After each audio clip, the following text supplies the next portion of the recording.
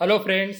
Last video में हमने scheme और government initiatives from ministry of agriculture and farmers welfare का सेट 2 कवर किया था। अब इस वीडियो में हम सेट 3 कवर करेंगे।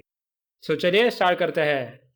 यहाँ सबसे पहली स्कीम है राष्ट्रीय कृषि विकास योजना RKVY और RKVY रफ्तार। ये स्कीम लॉन्च की गई थी 2007-8 में। इस स्कीम का एम बस इतना है कि एग्रीकल्चर और अलाइड सेक्टर का ग्रोथ हर साल 4% होना चाहिए। इसमें अलाइड सेक्टर मतलब डेयरी, फिशिंग वगैरह। ये स्कीम जब 2007 और 8 में शुरू की थी तब पूरा खर्चा सेंटर उठाती थी, लेकिन 2015-16 में फंडिंग पैटर्न चेंज होकर हो गया था 60:40 और यहाँ north eastern and Himalayan states के लिए वो था 90:10। इस स्कीम में सेंट्रल गवर्नमेंट कुछ भी प्लान नहीं करती थी कि कहाँ खर्चा करना है, बल्कि पूरी एक्सपेंडिचर की प्लानिंग स्टेट्स को दी जाती थी। फिर स्टेट्स अपने अपने एग्रीकल्चरल प्लान बनाती है, जिससे पता चलता है कि हर स्टेट में कहाँ का खर्चा होगा। इससे स्टेट्स को फ्लेक्सिबिलिटी मिलती है। अब फ्रेंड्स, राष्ट्रीय कृषि विकास योजना को 10 साल होने के बाद गवर्नमेंट इस स्कीम का नाम चेंज करती है। इसलिए 2017-18 में इस स्कीम का नाम हो गया था राष्ट्रीय Krishi Vikas Yojana innovative approaches for agriculture and allied sector rejuvenation, that is RKVY Raftaar. यहाँ तक क्लियर है। अब हम इस स्कीम के अंडर कुछ कंपोनेंट्स देखते हैं। इन्हें डिटेल में पढ़ने की जरूरत नहीं, बस ब्रीफली देखते हैं। यहाँ सबसे पहला है bringing green revolution to eastern India. आपको तो पता है कि ग्रीन रेवोल्यूशन नॉर्थ इंडिया में लाया गया था, वही चीज़ गवर्नमेंट ईस्टर्न इंडिया में भी करना चाहती है।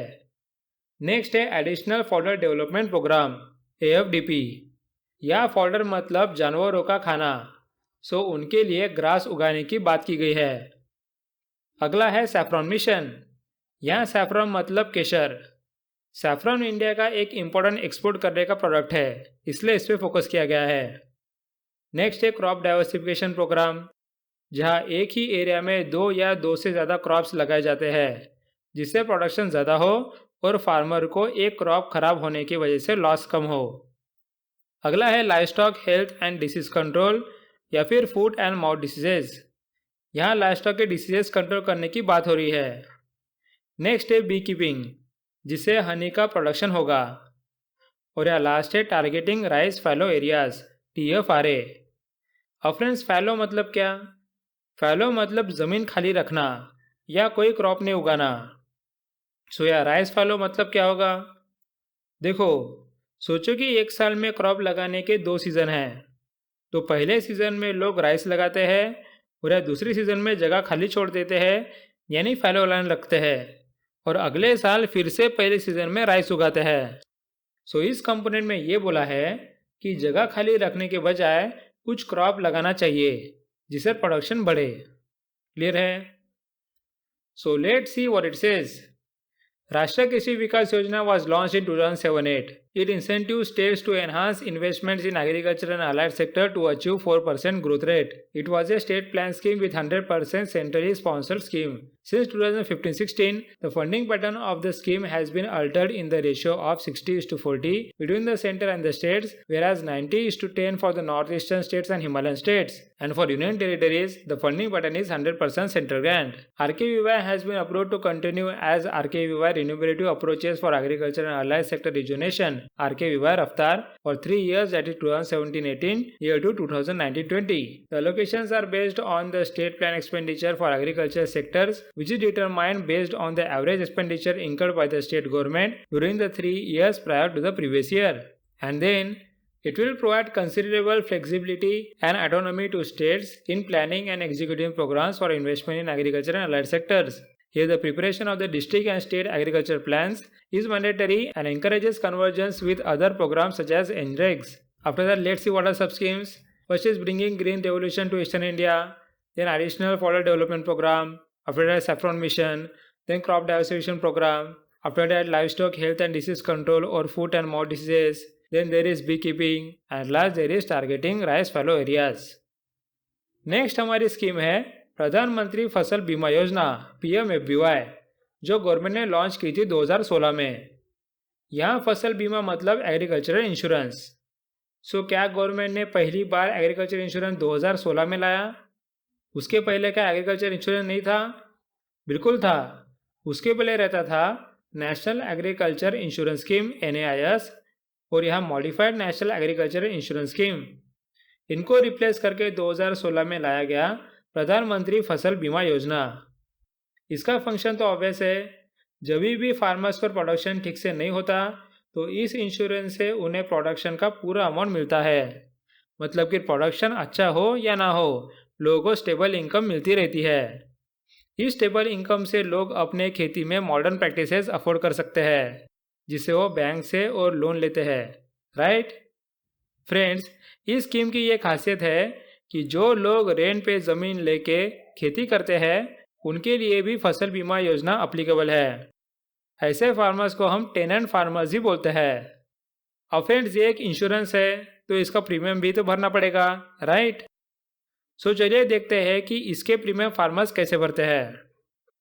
सो या खरीफ क्रॉप्स के लिए फार्मर को इंश्योरेंस प्रीमियम का 2% भरना पड़ता है। या खरीफ मतलब मानसून होता है, यानी कि जून से नवंबर का समय। नेक्स्ट रबी क्रॉप्स के लिए फार्मर को इंश्योरेंस प्रीमियम का 1.5% भरना पड़ता है। यह रबी मतलब स्प्रिंग सीजन, यानी नवंबर एंड से अप्रैल या मई तक।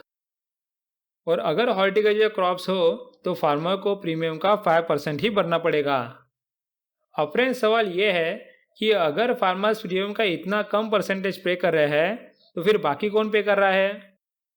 सो बाकी प्रीमियम स्टेट गवर्नमेंट और सेंट्रल गवर्नमेंट मिलके 50:50 के रेशो में पे करती है। लेकिन सेंटर ने एक नया नोटिफिकेशन लाया है जहां उन्होंने बोला कि नॉन इरिगेटेड एरिया के लिए वो ज़्यादा से ज़्यादा प्रीमियम का 30% पे करेंगे और इरिगेटेड एरिया के लिए वो प्रीमियम का 25% पे करेंगे। और एक चीज़ इस स्कीम में चेंज की है वो ये है कि पहले जो फार्मर्स लोन लेते थे उनके लिए इस स्कीम के अंडर इंश्योरेंस लेना कंपलसरी था, लेकिन अब वो ऑप्शन किया गया है, यानी कि फार्मर्स की मर्जी रहेगी कि इंश्योरेंस लेना है या नहीं। सो क्लियर है scheme? So let's see what it says. The Pradhan Mantri Fasal Bima Yojana was launched in 2016.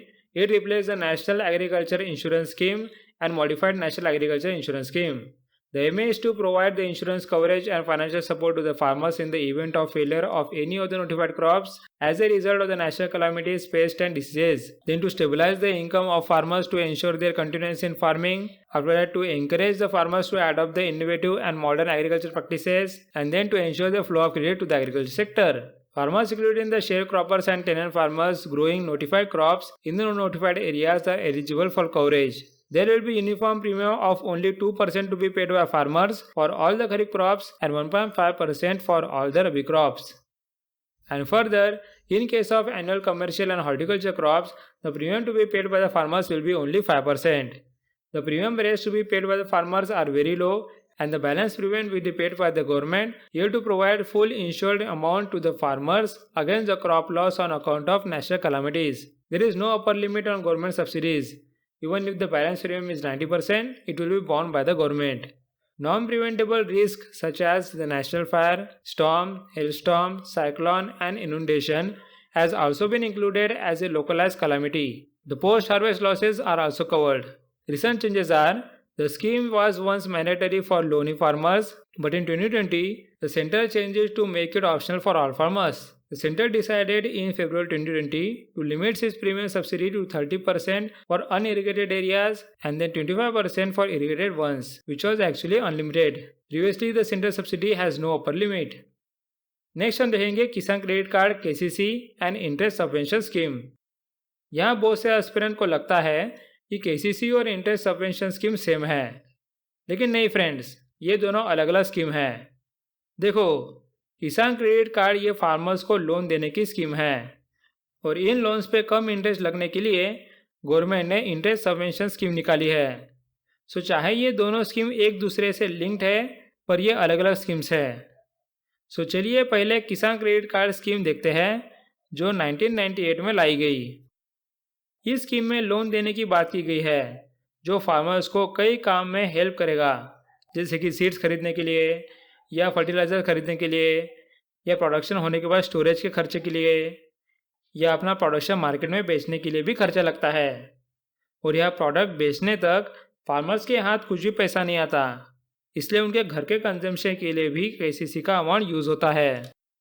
अब फ्रेंड्स, गवर्नमेंट ने 2004 में एक अपडेट लाया कि इस स्कीम के पैसे फार्मर्स नॉन फार्मिंग एक्टिविटीज़ पे भी लगा सकते हैं, दैट इज़ डेयरी वगैरह। और यह 2018 में गवर्नमेंट ने फिशरीज और एनिमल हस्बेंड्री के इंडस्ट्री के लिए भी केसीसी निकाला। यहाँ तक क्लियर है? अब फ्रेंड, देखते हैं कि कौन कौन से बैंक्स केसीसी प्रोवाइड करते हैं। इसमें आते हैं commercial banks, small finance banks, regional rural banks and cooperatives. ये याद रखिए, इसमें पेमेंट बैंक्स नहीं आते। इस पर क्वेश्चन पूछ सकते हैं। नेक्स्ट, आपको केसीसी में ऐसा किसान कार्ड मिलता है, और ये ज़रूरी होता है कि आपका केसीसी अकाउंट आधार कार्ड से लिंक हो, नहीं तो आपको इंटरेस्ट सबवेंशन नहीं मिलता है। यहाँ तक क्लियर है? अब हम देखते हैं कि इंटरेस्ट सबवेंशन स्कीम क्या है। ये स्कीम गवर्नमेंट ने लाई थी 2006-07 में। फिर उसी स्कीम को मॉडिफाई करके 2022 में स्कीम लाई मॉडिफाइड इंटरेस्ट सबवेंशन स्कीम। अब यह मॉडिफिकेशन क्या किया वो भी बताता हूँ। देखो, जनरली बैंक के केसीसी लोन का इंटरेस्ट रेट रहता है 8.5% पर एनम। ये पहले के स्कीम में 9% था, अब वो 8.5% हो गया। उसके बाद गवर्नमेंट 3 लाख से कम के लोन्स पे अपना 1.5% इंटरेस्ट सबवेंशन देता है। मतलब ओवरऑल फार्मर्स को कितना इंटरेस्ट पड़ रहा है, दैट इज 7%। या पहले के स्कीम में इंटरेस्ट सबवेंशन था 2%, अब वो है 1.5%। ओके। और अगर फार्मर्स ने अपना लोन सही समय में भरा तो गवर्नमेंट फार्मर्स को और 3% का सबवेंशन देगी। यानी कि अब ओवरऑल फार्मर को कितना इंटरेस्ट पड़ रहा है, दैट इज 4% इंटरेस्ट। समझ रहे हो? और ये सब इंटरेस्ट सबवेंशन का खर्चा सेंट्रल गवर्नमेंट उठाती है। क्लियर है? So first let's see what is KCC. The Kisan credit card launch year is 1998. The scheme was introduced for providing adequate and timely credit support from the banking system under a single window with flexible and similar procedure to the farmers for their cultivation and other needs like purchase of agriculture inputs such as seeds, fertilizers, pesticides, etc. and raw cash for their production needs. The scheme was further extended to the investment credit requirements of farmers with allied and non-farm activities in the year 2004. In budget 2018-19, the government announced the extension of the facility of Kisan Credit Card here to fisheries and animal husbandry farmers to help them to meet their working capital needs. Implementing agencies are commercial banks, regional rural banks, small finance banks and cooperatives. Here to ensure availability of agriculture credit at a reasonable cost of 7% per annum to farmers, Government of India implements her interest subvention scheme of 1.5% for short-term crop loans up to rupees 3 lakh. And in addition, the Government of India provides prompt repayment incentive of 3% to the farmers. Objectives are to meet the short-term credit requirements for cultivation of crops, then post-harvest expenses, produce marketing loan, then consumption requirements of farmer households, then working capital for maintenance of farm assets and activities allied to agriculture, and then investment credit requirement for agriculture and allied activities. Then what are the features of this loan? The scheme comes with the ATM-enabled RuPay debit card with facilities for one-time documentation, built-in cost escalation in the limit, and any number of withdrawals within the limit. Besides, ensuring saturation, banks will also be taking steps to link Aadhaar immediately, as no interest subvention will be given if the Aadhaar numbers are not seeded to KCC accounts. Now let's see about interest subvention scheme. Launch year of the interest subvention scheme is 2006-07. This was named Modified Interest Subvention Scheme from 2022. Its aim is to enable farmers to buy agricultural goods and services on credit at any time. The Kisan Credit Card program was developed. The Government of India introduced the interest subvention scheme, now known as Modified Interest Subvention Scheme, to make sure that the farmers only had to pay a minimal interest rate to the bank. It attempts to offer farmers short-term credit at discounted interest rates. Then talking about features, under this scheme, short-term agriculture loan up to rupees 3 lakh is available to farmers engaged in agriculture and other allied activities including animal husbandry, dairying, poultry, fisheries, etc. at the rate of 7% per annum. An additional 3% subvention, that is prompt repayment incentive, is also given to the farmers for prompt and timely repayment of loans. Therefore, if a farmer repays his loan on time, he gets credit at the rate of 4% per annum. Further, For enabling this facility to the farmers, Government of India provides interest subvention to the financial institutions offering the scheme. Interest subvention of 1.5% will be provided to the lending institution for the financial year 2022-23 to 2024-25 for lending short-term agriculture loan up to 3 lakh to the farmers. This support is 100% funded by the center. It is also the second largest scheme of Department of Agriculture and Farmers Welfare as per the budget outlay and coverage of beneficiaries. The lending institutions include public sector banks, private sector bank, small finance banks, regional rural banks, cooperative banks, and comprise PACS directly seated with commercial banks. So friends, इसके साथ हमारा schemes और government initiatives from ministry of agriculture and farmers welfare का set 3 cover हो गया. So thanks for watching and meet you in the next video.